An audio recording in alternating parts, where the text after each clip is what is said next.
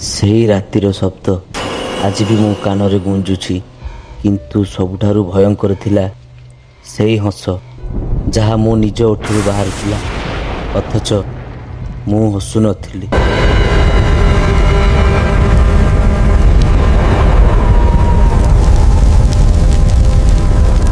ସହରର କୋଳାହଳ ଠାରୁ ଦୂରେ ପୁରୁଣା ବଟଗଛ ତଳେ ଥିବା ସେଇ ହାଭେଲି, ମୁଁ ସେଠାକୁ ଫେରିଥିଲି କେବଳ 7 ଦିନ ପାଇଁ।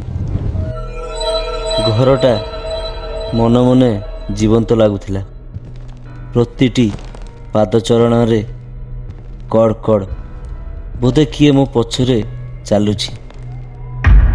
ରାତି 12ଟା, ବାହାରେ ବର୍ଷା, ବିଜୁଳି। ମୁଁ ମୋ ଘରକୁ ପଶିଲି। ସେଠାରେ ଗୋଟିଏ ବିରାଟ ପୁରୁଣା ଆଇନା।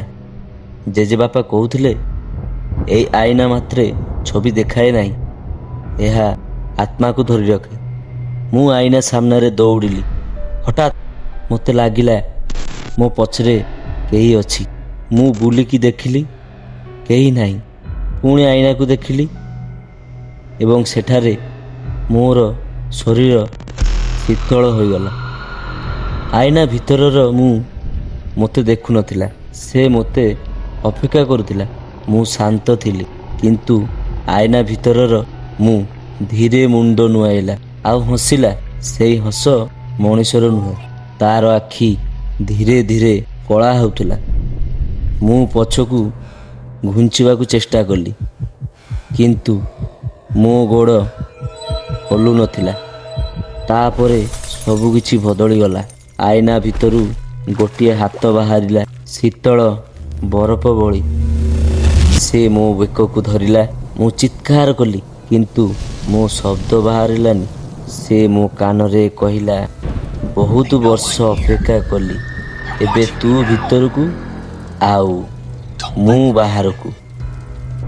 ମୋ ଶରୀରରେ ଧୀରେ ଧୀରେ କାଚ ଭିତରକୁ ଯାଉଥିଲା, ଯେମିତି 1000 କାଚ ଟୁକୁଡ଼ା ମୋ ଚମଡ଼ାକୁ କାଟୁଛି।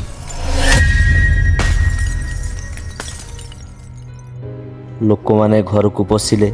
ଆଇନା ମଝିରୁ ଫାଟୁଥିଲା, କିନ୍ତୁ ସେମାନେ ଜାଣିନଥିଲେ ଯିଏ ଘରୁ ବାହାରିଲା ସେ ମୁଁ ନୁହେଁ। ସତ, ମୁଁ ଏବେ ବି ଆଇନା ଭିତରେ ବନ୍ଦୀ। ଚିତ୍କାର କରୁଛି, କାନ୍ଦୁଛି, କିନ୍ତୁ କେହି ଶୁଣି ନାହାନ୍ତି।